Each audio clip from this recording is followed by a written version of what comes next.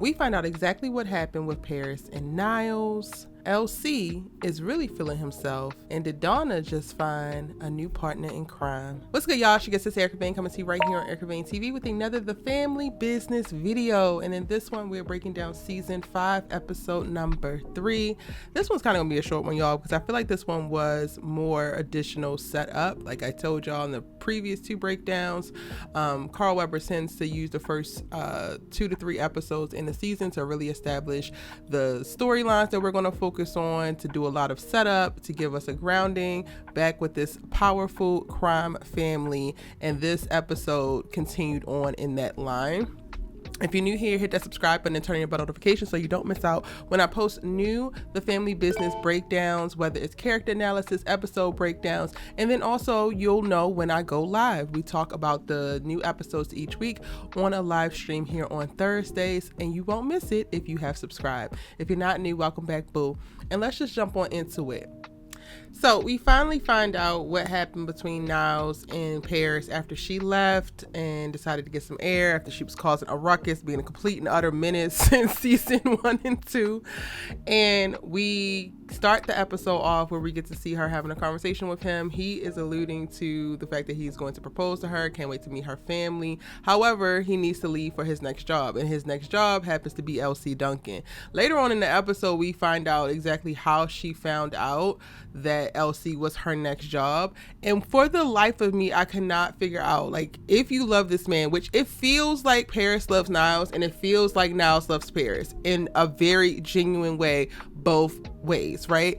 Why in the hell would you not give him an opportunity to turn down the job, wire back the money, and say no? And then he could also provide you with the name of who put the contract out on your dad. Because regardless of you taking out the love of your life, Niles, he is a contract killer. And there's more where that came from. Hell, Sasha used to be one. Sage used to be one. So there's more where that came from. If you don't take out the person who's actually putting a contract on your daddy, girl, they just gonna go and find another person to do it. So not only did you not solve the problem of who's trying to kill your daddy and to stop that actual act from happening, but you also killed the love of your life.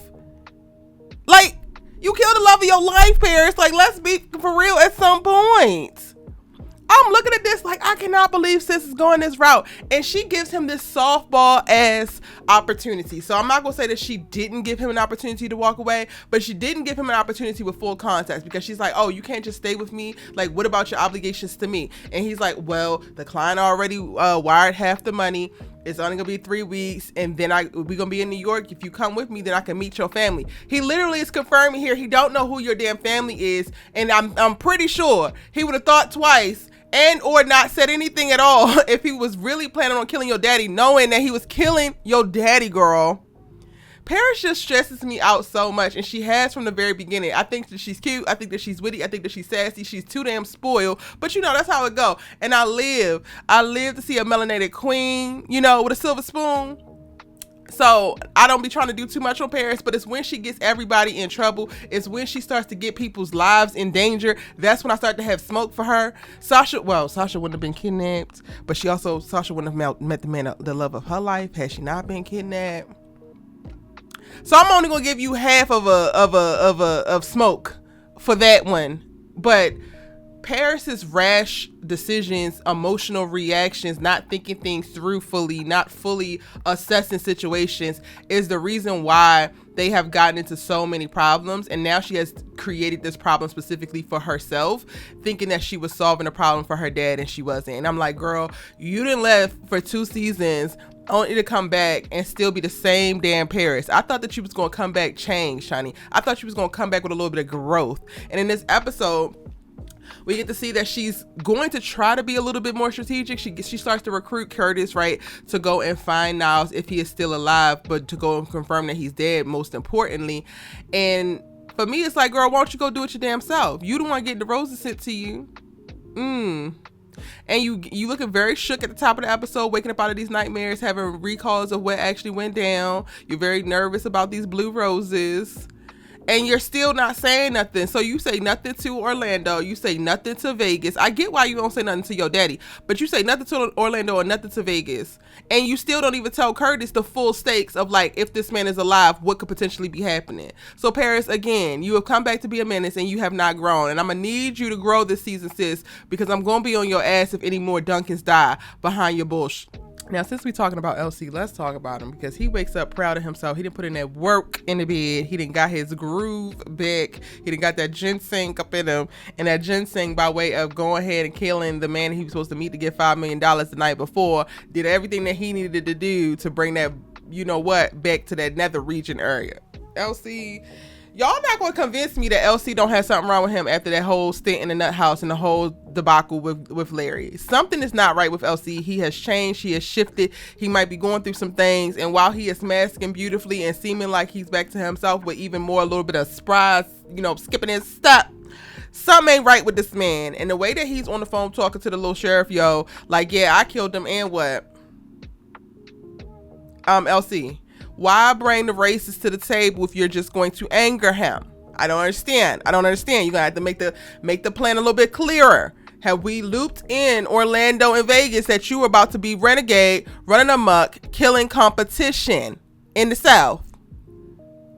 Okay. I don't trust LC, y'all. I don't trust where his mind is at. This episode, he takes out another one of them little white people coming up from the South, but he does it in a very slick way so it can't come back to him this time. Like, you know, getting a meeting arranged and then the person not making it back from the meeting. The next person that was going to have to, that was going to come for him behind the dude that he killed, he went ahead and like cut them off at the pass. Got Consuela to invite him up to the Hellfire Club and for a weekend on them. Then LC poses as the driver, takes him out, and then that's done. Bada bing, bada boom. And LC is like super feeling himself. So much so today, you know, he needs to get it on the way home when he gets Chippy to come pick him up. Again, something is wrong with LC, I fear. And y'all, we gonna have to talk about it soon. Now, as pertains to Orlando and Vegas, we don't actually get to see in this episode at all. In Orlando, we get a very small amount when they're having family breakfast, and LC is basically insinuating that he put that thing on his mama, and that's why the mama ain't at breakfast. And then we get to see Orlando again when the Italians roll up on him at the very end of the episode, seemingly about to kidnap him because they cannot find Vinny Dash, and they know that he has something to do with his disappearance. Now, what I will say is I feel like we got less of Vegas and Orlando in this episode, specifically because we got a lot more of Roman, who is a character that they're trying to establish outside of the Duncan family, who could potentially be an antagonist to the Duncan family.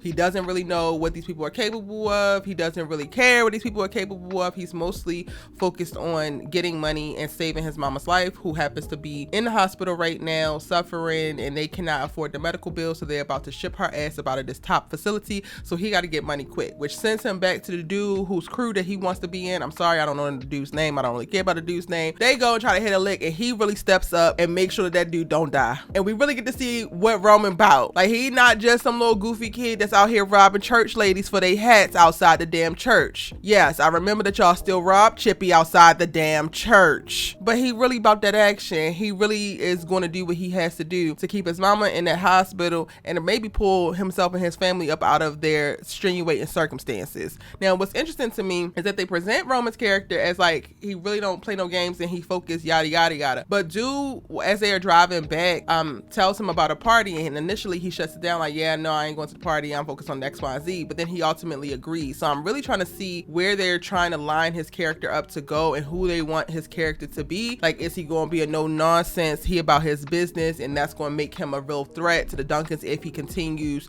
to kind of like have dismissive spirit for all that the Duncans come with. Like, he did the research on the Duncans last week, in the last episode, saw that they ran a used car dealership, so he say, and didn't really understand why LoJack was like, yo, you robbed the wrong person, this is a problem, I need to go fix it, yada yada yada yada, which to me feels like they setting him up to have additional conflict with the Duncans. But then if you are going to be in this crew who is clearly led by a dude who lets your op Like, you literally let your target get the drop on you because you want to sit here and be talking all this goofy ass noise when y'all are holding him up. You think that he's walking around with $50,000 to $100,000 without a gun on him? You was about to have your muffin cap peeled back blue, and you're lucky that Roman was there to go ahead and take care of that for you. But this is gonna be your damn leader, and he worrying about partying and turning up. None of y'all didn't hit a damn lick. It's given he's not a great leader, which could mean that he could be distracted. So all of Roman's great skills and talents and all of that could not even matter if he gets with the wrong group of people that sends him down the wrong path. It's still not clear to me, but again, I don't read the books. If you read the books, don't spoil it for us. We're just speculating based off of what we get on the show. Shout out to EJ, the TV junkie, who has been breaking down this series for quite a while, who has read all the books and who knows a ton. Go and check out her channel. I'll link it in the description box down below if you want to explore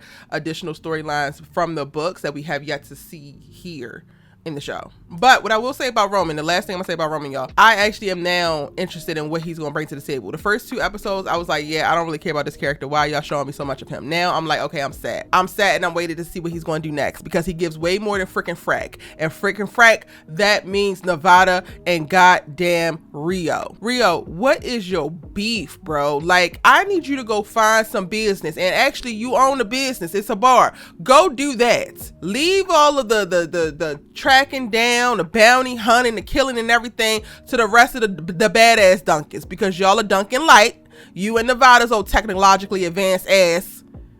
Y'all need to do what y'all do. Throw some drinks, write some code, stick to what you know, and stay in y'all's damn lane.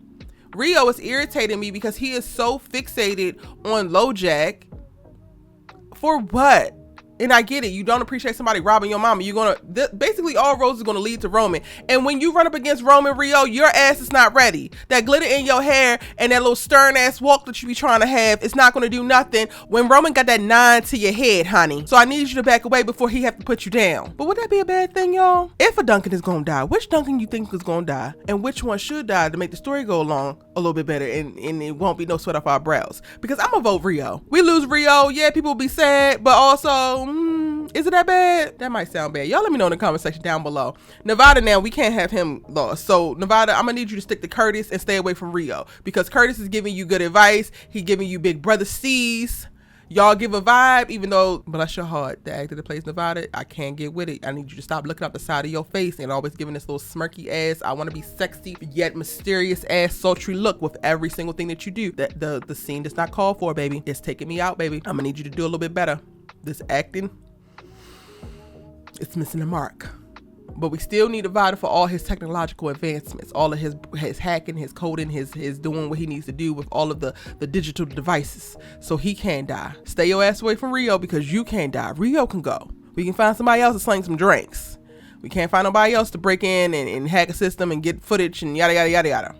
Yeah, those 2 really pissed me off this episode, y'all, because they're running around doing stupid stuff for no reason and then doing it terribly. And aside from that, Big Goofy, and that's his new name now because I'm sick of him, Junior, is still at the Hellfire Club letting these girls rub and touch on him amongst other things. So I know that your ass and cheated on Sonya while he was down there. I know that you have. And you buddying up with the little white boy that your father's about to take out. All of this stuff is happening around you while you spiraling around not knowing who your real mama was all this time. Meanwhile, your real mama ain't tell you either, but you don't have no damn smoke for her. Yes, Junior, I still have smoke for you, because you literally just ruined your marriage within days of getting married. For what? For Donna, only to give her a get out of jail free card and run around, mommy, mommy, mommy. You look like a clown. A clown? Yes, a clown. Oh, Junior pisses me off so bad. And speaking about clowns, only a clown can have a clown, and Donna's goofy ass gets rolled up by Marie. Is it Marie DeVoe? Something like that. The one that's dating the damn Italian now, used to be with Alexander. She wants to make a man, not make a man. She wants to find partnerships because the enemy of my enemy is my friend. Girl, that's some goofy if I've ever heard it. Little weak hoes do stuff like that. And y'all 2 are giving very much so weak hoes trying to take down the Duncans. But alas, go ahead and try. Your plans will get full because y'all are goofy, and I'm perfectly fine with that. I don't really understand. Well, I guess I do understand Marie's like affinity to the Italians, because she just jumps from one powerful man to the next after Alexander let her down and they lost the company and all of that kind of stuff. Lied to her about Sage. Cool.